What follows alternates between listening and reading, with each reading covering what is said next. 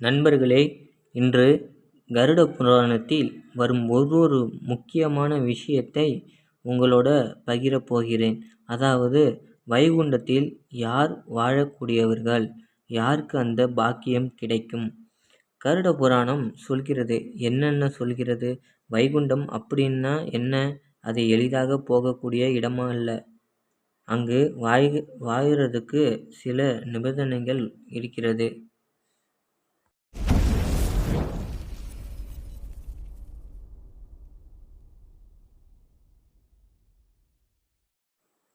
முதல் விஷயம், சத்தியம் பேசுகிறவன். யார் நம்புகிற மாதிரி பொய் இல்லாமல் சத்தியத்தில் நடக்கிறவன், அவனுக்கு வைகுண்டத்தில் வாசல் திறக்கப்படுமா. இரண்டாவது, தர்மத்தில் நடக்கிறவன்.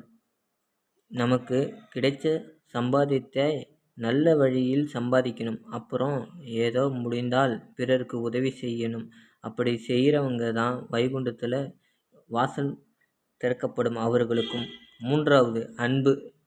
எந்த மதம், எந்த சாதி, எந்த நிலையான இருந்தாலும் எல்லோருக்கும் அன்பு காட்டுறான் பாருங்க, அவனுக்கும் வைகுண்டத்தில் வாசல் திறக்கப்படும்னு கருட புராணம் சொல்கிறது. நாலாவது, பக்தி. விஷ்ணுவோட நாமம் நினைச்சவங்க, மனசுக்குள்ள நல்ல விஷயமா வைத்து கொண்டவங்க, இவர்களுக்கு தான் வைகுண்ட வாசம். அது மட்டும் இல்லை, இறைவனோட பாதத்தில் மனசார நம்பிக்கை வைச்சவங்க, இவர்களோட பாவங்கள் எல்லாம் கரைந்து போய் வைகுண்டத்தில் சேருவார்கள். ஐந்தாவது, அன்னதானம். தானத்தில் சிறந்த தானம் அன்னதானம் அப்படின்னு சொல்லுவாங்க.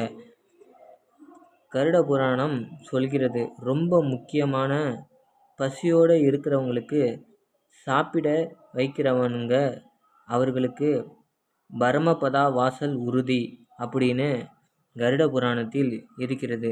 சுருக்கமாக சொன்னால் நண்பர்களே, சத்தியம், தர்மம், அன்பு, பக்தி, தானம், இந்த 5 விஷயங்களும் யாரிடம் இருக்கிறதோ அவர்களுக்கு தான் வைகுண்டத்தில் வாழக்கூடிய பெரிய பாக்கியம் கிடைக்கும்.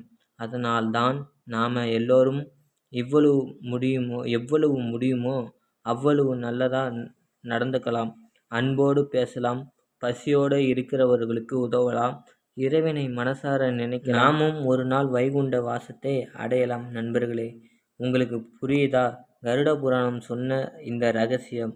இந்த வீடியோவை பிடிச்சிருந்தா ஒரு லைக் போடுங்க, மட்டும் ஷேர் பண்ணுங்கள், உங்கள் நண்பர்களுக்கு ஷேர் பண்ணுங்கள். நண்பர்களே, அடுத்த வீடியோவில் சந்திக்கலாம்.